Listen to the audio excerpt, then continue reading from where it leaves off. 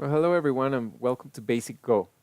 Today we're going to do something a little bit different. I know this channel, I consider it a very serious way of study. We study Joseki, we study different Tesuji, but it's serious study. It's not broadcasting games or things that could be a little bit more fun, but hey, that's the way I like it. I love the game. I like to go deep in the game and understand it. So I like this channel to be the teacher that most of us never had. So today we're gonna do something a little bit different, perhaps a little bit more fun. Maybe you'll like it. I chose a game between two first cues, and the reason why I chose it is because white plays amazing overplays and black plays moves that go against what we consider good go. So I want to show why is important not to play like that, because I always tell you in my videos, okay, be careful with not letting your opponent divide your stones or rip through your stones, or keep connected, or don't let your opponent seal you in, keep you enclosed. And you have to believe me. But today I'm going to actually show you why that is important. So let's get started. This is also a very good example of how to play against an opponent that is all over the board. Like you make a little piece of framework here, and he goes and invades, and then you make something here, and he goes there, and then he's all over the board, and many people get very reactive, very upset. But it's actually we're gonna see how to deal with that type of play in an opponent. Okay, so let's start. I'm not gonna review the whole game. I'm gonna review it kind of quickly and go straight to the points that I think are very important. The points that I want to make today. So a normal opening to start points, and then black approaches here because it's the right direction of play, the best direction of play. Again, I said before that if you approach here, you're asking your opponent to enclose the corner or here. So why would you do that? So it is possible, by the way. It is also just like it's possible, but black follows this traditional theory. White is gonna enclose the corner anyway, and we already studied this Joseki, where black gets the corner and white gets the corner and black gets settled on the side, but black doesn't want that. Black starts the avalanche Joseki, which is one of the three most difficult Joseki. I'm not going to explain it right now. And right now, what black is doing is that he wants to build some sort of a wall, depending on how the Joseki follows, of course, that works with this to create a mojo. But white is not going to let that happen, so white plays the small avalanche Joseki. So they keep playing. All is going good so far, and white makes a mistake. This is normal because this is a complex Joseki. So black cuts, and now these two stones are captured. Why? White tries to save them, but it's not gonna work. After this move, after black extends, there is a cutting point here. If black cuts here, black captures this stone because it will have only one liberty. So white, notice this, white connects, but it's too late because now black captures this. Notice that this has three liberties, 1, 2, 3, and black has 4 liberties, 1, 2, 3, 4, and there is no way for white to reduce black's liberties like a Tesuji. There is no such thing right now like a throwing Tesuji, so white lost this capturing race, and this is bad because now black's 3 groups are all connected. It's not about the territory that black captured, this is not much, is because these 3 groups are all connected now. So this becomes super strong, and all that white is left is with this group that is not settled yet, very small, and this weak stone that is gonna possibly develop as a weak group. Another play here would be an Atari also, and a ladder. So this is really bad for white, but this is not why I chose this game. This is not important. I'm gonna keep going. White forces black to capture, and then this is so strong right now that any play around this area would be by black would be huge. If white responds, black could make a big territory or even a large mojo here. This is, aiming at attacking. If white jumps around here, black would severely attack. Also, I would probably be, if I were black, I would probably play here. I like playing here because this way I don't make territory with thickness. I make territory on the other side, and this thickness is basically negating anything that white can do here. White cannot really develop this side because this is so thick. So I would just focus on making, some strength in this other way or here. Anyway, so white notices that, and white plays here to try to negate this influence. This is a little bit too long. It's possible, it's okay, but this leaves the problem with this is that when black invades here next, um, black is going to come out of the Joseki with Sente, with the initiative, being this a large knight move. And this is something that we have to start remembering. When we study this Joseki, I'll let you know. I always let you know when we study Joseki that, black was here first and then white came, and who keeps Sente at the end. So that's important. If it were myself, I would play this move.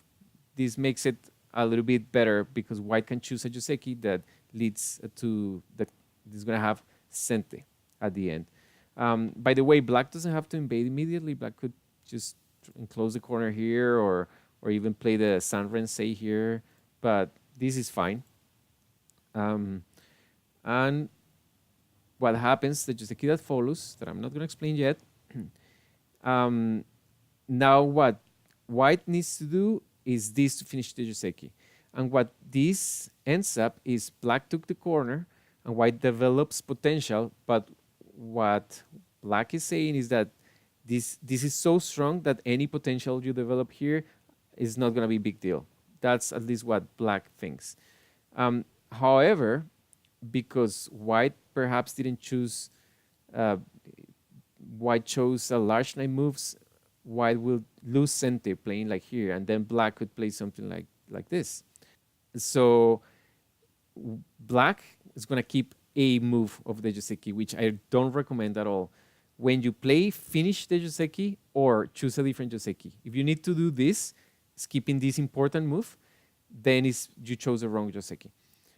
What happens here is that white doesn't really want to play this low move, but this is super important because it prevents this stone from escaping and separating these two groups. Just imagine black were to play here, then these two groups are now separated, and they're going to have to look for life, separate each one of them. This one has space, but this one with this thickness is in danger. And black probably won't pull the stone right now, but later if black gets to play here, just let's look at with a stone, then this move really becomes dangerous here and also here. So, so white saying, instead of playing this slow move here, I'm going to capture this in a large scale. I don't know. I don't recommend it, but anyway, this is an overplay. Black plays here, which is saying, okay, I'm going to take the territory, you take the influence. I don't care about your influence because I'm already strong. And this move, I like it because it threatens another move here. This move would attack this stone and at the same time threaten to pull this stone out. And this now would be really dangerous. These stones could die easily. So, if white were to capture here, then black could link and leave this stone very weak, or even attack like this. So I like this move. And white said, you know what, I'm going to make more influence. And now we're coming to the point that the reason why I wanted to make this video. The next move is really important. Think, as white, where would you play next? Okay, I hope most of you chose this move. When we play Go, it's really important to keep all our stones linked, and this is super important. Sure, black can keep pushing, but so what? This is is basically making territory, sure, but white is also making influence. So white chose to play here is because white wanted to make influence. So in this case, white attached here, but now got jealous of this territory, and white played an amazing overplay, this one. And I'm really grateful for white to play this, because now I can show you why not to play like that and why you should keep your stones linked. And black doesn't lose any moment. Black cuts immediately. Now, even though white would be ripped apart, I would still do this, because this leaves lots of cutting points. But let's say I wouldn't cut here. This would be actually better for white. White still gets some influence. Um, this I would probably just connect here. And of course, black got a lot here, but white still can try to capture this stone. So the most interesting one would be this cut. But again, black wouldn't connect here, but black would just extend. And then, something like this, or even here, it would be much better working with the original idea. But it's still, white got so jealous of black's potential to capture these stones that black connected here. So this is incredible. Now this is the rip through shape. Kazunari Furuyama, a popular teacher in Japan, calls this shape the Romeo and Juliet shape, because it's a tragic shape. So these two stones are separated. Like, just picture Romeo and Juliet, and they cannot be together because they have been ripped through apart. I like that. So black's next move is important. Where would you play? Okay, I hope you got it. The right move is this one. You just want to keep your opponent's stones separated. Now, we're going to see why this is so important to keep your stones linked. Now, just start seeing that these two groups are now separated, and this has to look for life by itself. And this, even though it's just a stone, if black later plays something like this, or here, or anywhere around here, then pulling this stone is a big deal. This is going to end up being captured. So we're going to see why it was really important that white kept his stones linked. So, white attaches here, trying to exploit something in the corner. Black defense, and I'm not gonna go much into this fight. I like this move.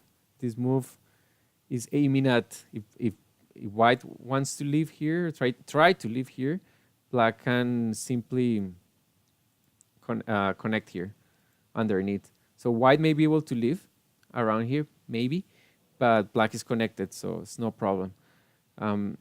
So this is good that black's taking care of her groups before attacking.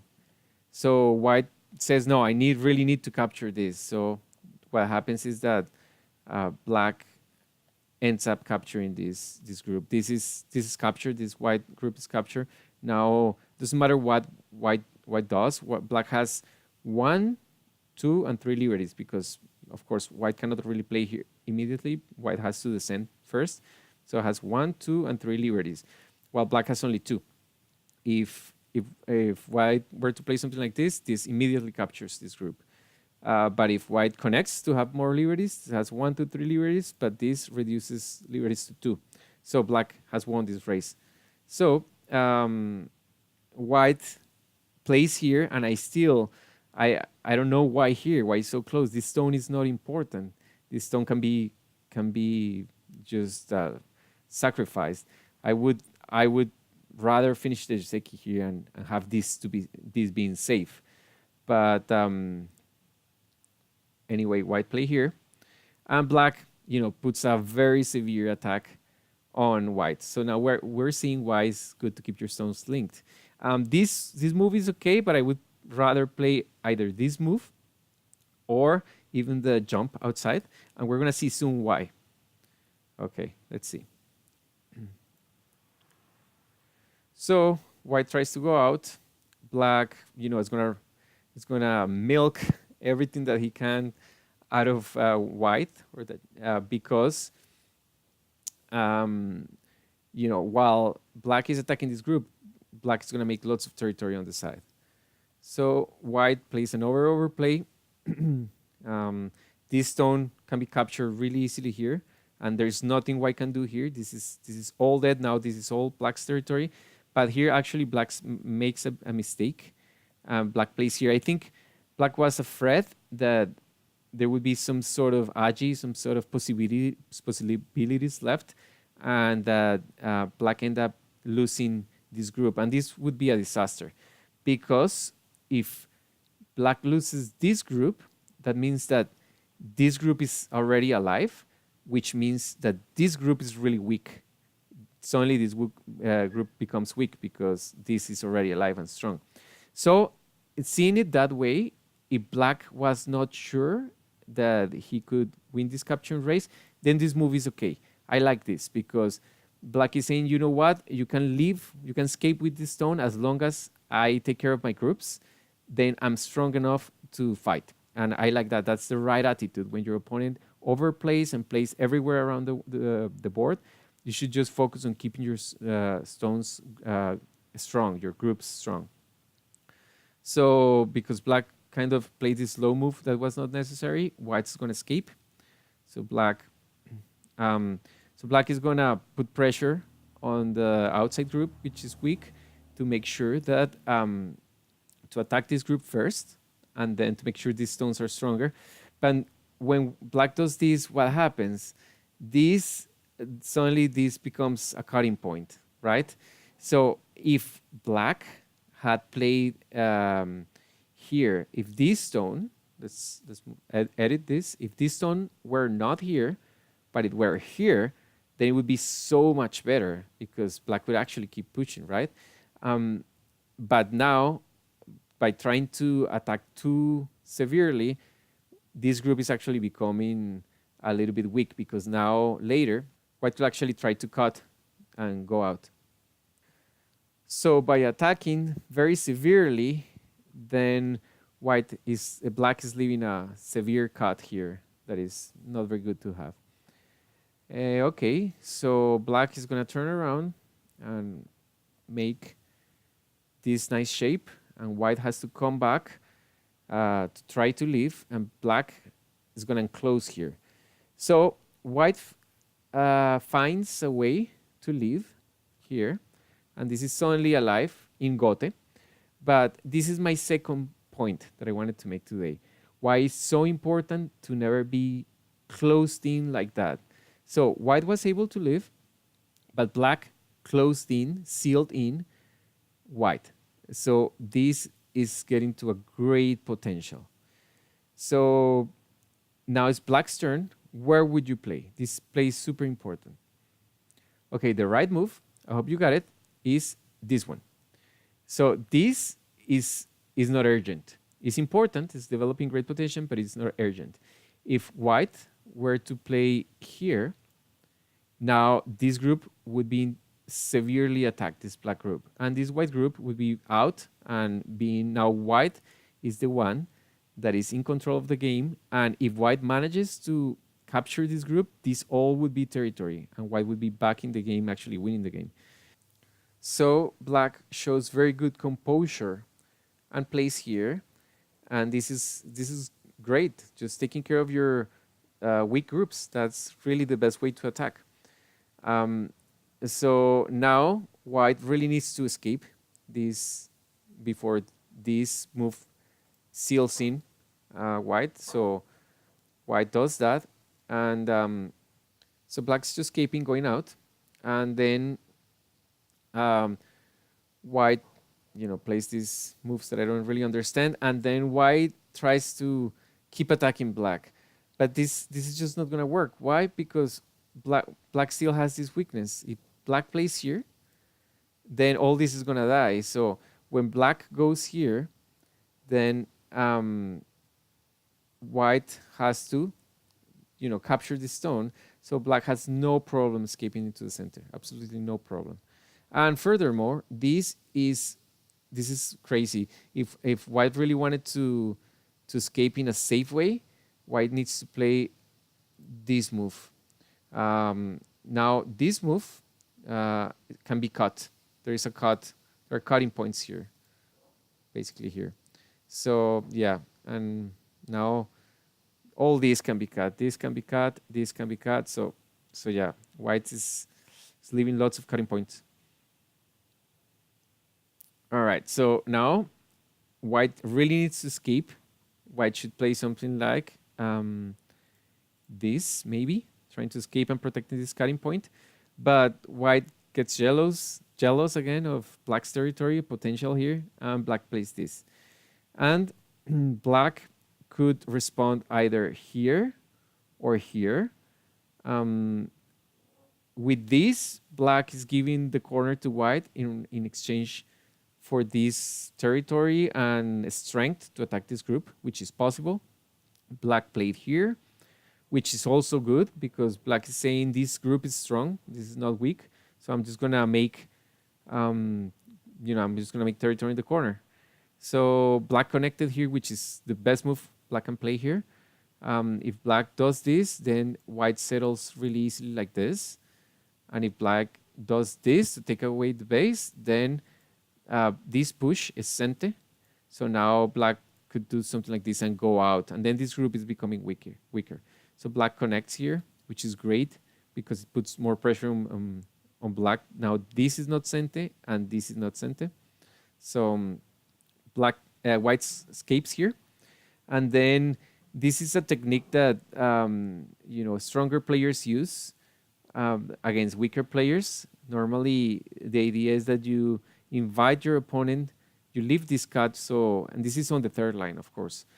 So your opponent goes ahead and cut, and you have to push and cut. This doesn't work because if you do the striking at the waist, then it just doesn't work because when white does this, now white's going to connect, so you have to prevent. Now white can capture this stone and have an eye. So this is not the right way to do it. I don't know if you can see, this goes all the way to the it's a ladder to the board. This doesn't break it. So the right way is to push and cut. But if you do that, white would be really happy, just sacrificing these two stones. Now you have to go back and capture, otherwise white play here. And white can make good shape. And white sacrifices two stones for the possibility of attacking this group. And white's out in the center and attacking this group. So, of course, at this level, I don't know, black's playing really well. Black doesn't fall for it. So black, this is the way to spoil that shape. When an opponent does that to you, this would finish the dog's face. So that's where we want to play. We want to play exactly that point right here. Now, white has to protect because if white doesn't protect, now black can cut and black is all linked up and these two stones are floating. So, white defends that cut and black just keeps making territory while attacking. Now, white really needs to go out, but again, he gets jealous of these territories. So black is... So most of the people here, most of the beginners, when we tend to do this. We tend to do this type of thing and get really defensive about the corner. You don't have to do that. Whenever you're getting played these double approaches and you have a 4/4 stone, the idea is just go out into the center because now you can attack both groups. So by doing this, black can attack this group right here, but also later, if this group runs, black could attack this stone by playing around here. So that's the best way to do it. So, white realizes that white has to escape. So play keeps going. This is really sweet for black. White has no eye shape. And look at this. Instead of black getting to a really strong attack and getting crazy, black just shows, again, good composure and defends her groups. So now this group is really strong and can attack really strongly this group and this group. So white needs to go out. Black is going to keep pushing. So the idea is that when white keeps going out, later maybe black can push again, and later black do this, or immediately do this and capture this stone. But white, at any rate, white has to keep going out. But white once again get jealous about territory and overplays, just defending this territory and leaving this super weak group. This is huge. So of course black leaves wastes no time and just just attacks this group really strongly. So white's trying to link up, and black is just gonna play a splitting move here. So now this is aiming at capturing this group right here, and also at exploding the cut at A that would lead to capturing this group or seal it in. So let's see what happens. White is gonna try to link up. So but black says, okay, I'm just gonna disconnect this group. And black does disconnect the group. So now white has to leave urgently. And white leaves. So, okay, white leave. But this is the point that I want to make. It's super important. So there are, let's see, 2, 4, 5, 6, 7, 8, 9, 10, 11, 12, 13, 14, 15, 16, 17 stones right now. And black is making 3 points. It doesn't really get much more inefficient than this. So this is the consequence of first letting your opponent split your groups apart, and second, letting your opponent seal you in. Okay? Just keep that in mind. Now, we're not finished. Let's keep going. We're almost there. So white chose to settle this group. Now it's black's right to attack this other group, and black doesn't lose any time doing it. And at this point, white really needs to try to escape from here. And if black captures this stone to settle this group, then at least white saves this group. But what white's trying to do is to attack this group and get back in the game like this. So black is just going to capture the group then, and white tries to do something, but it's just not going to work. So white's trying to save the group, but it's just not going to work. This Atari, white thinks he can make a ko, but black just simply connects, and this is just dead, absolutely dead. With this Atari is that there's only one eye here, so that's it. Ingote also. So white's last chance is to attack this group and say, okay, I lost all these stones, but this group is bigger and it's surrounding more territory. I can win the game if I capture. And now we're gonna see why it's so important to protect your group. So far, black has shown really good composure about playing it safe in every single side. Black played it safe here, and black played it safe here, and black played it safe with this group also. So black's pretty much strong everywhere. So white's not going to be able to really kill this group because, again, black played it with good composure. So the first thing black does is descend here. This is Sente. Why? Because if white wants to spoil this eye, spoil the tiger's mouth, then this is black can connect here. If white descends, black can simply Atari here. This is Atari, and guess what? This is dead. This is a false eye. Now, black can simply Atari here, and there's only one eye. So white will have to connect here, and then black is all connected. White leaves with 2 points, but black is all connected. It's game over. So when black descends here, black notices he's about to die, and then black can make an eye here. Normally, this would be the most normal play, tiger's mouth, but I guess white goes a little bit further. That's fine. Okay, that's fine. And then, black goes here, and black needs to make 2 eyes, and this is not gonna make 1 eye, because this move is funny, but it has another meaning. Because if white plays here, white has connections at A and B. These 2 points are mi, meaning that if black takes one, white will take the other. Let's say black prevents here, so white could take here, so there's no eye here. However, it seems like black read this, um, because white's gonna try to enclose, and now this is the Tetsuji for this shape. So when you have these two stones and this shape, the Tetsuji is usually wedging. Now, normally black could play here, white could play here, sorry, because if white doesn't play anything, then black would capture like this. This is capture. Now, white cannot come here because this is self-Atari. So normally white plays here, um, here, but then this means that white just captured this stone. So instead of that, I don't know why white played this, and then um, black can capture here this stone. I guess black played a different move first. This one, aiming, saying, okay, capture these two stones. I'll just capture this stone and live. So white responded, and then black captured, and then if black is able to play here, this is two eyes, so white has to extend, and then black finishes the game with this move. Yeah, there's no way now if white does this, then this doesn't work anymore. So there's two eyes, and actually black could right here, because black took such a great care of her groups. Black could even play something like this or here. Why? Because even after this, white cannot kill. Black goes here, white connects, but guess what? Black is aiming at capturing these two stones. If white wants to prevent black from leaving, white has to connect, and this is Atari. So this is to show that when you take good care of your groups, that it's really hard that they are gonna die.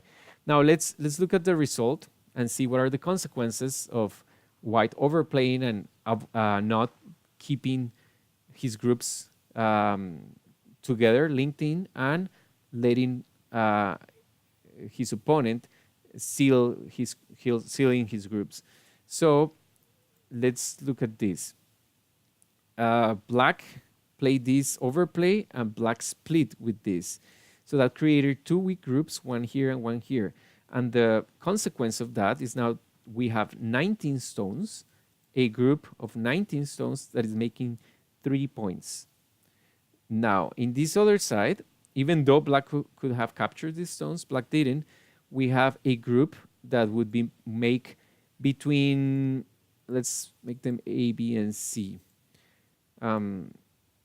We have a group that can make between 3 to 5 points with, again, 2, 3, 4, 5, 6, 7, 8 stones to make three or 4 points. And now we have a huge group that actually died. So what did white get from playing everywhere all around the board? White get these points. That's it. And maybe these tiny points here. White has literally nothing. So when you find an opponent that overplays and plays that is everywhere in the world, just show composure, keep your developing your groups, developing potential in your sides, and most importantly, keep your groups strong, keep them safe. Be patient. That's it. White's mischief will cut up to him at some point. So we tried that. The biggest mistake that we tend to make when our opponents are overplaying against us is that we go crazy and try to kill everything immediately. The way to do this is being patient and letting their mistakes cut up to them. So this is it for today. I hope you can understand and see it clearly why it's important to keep your stones linked and your groups with access to different areas of the board. That is, do not let your opponent rip your stones apart, and do not let your opponent seal your groups in. All right. I hope you did like this episode, and see you next time.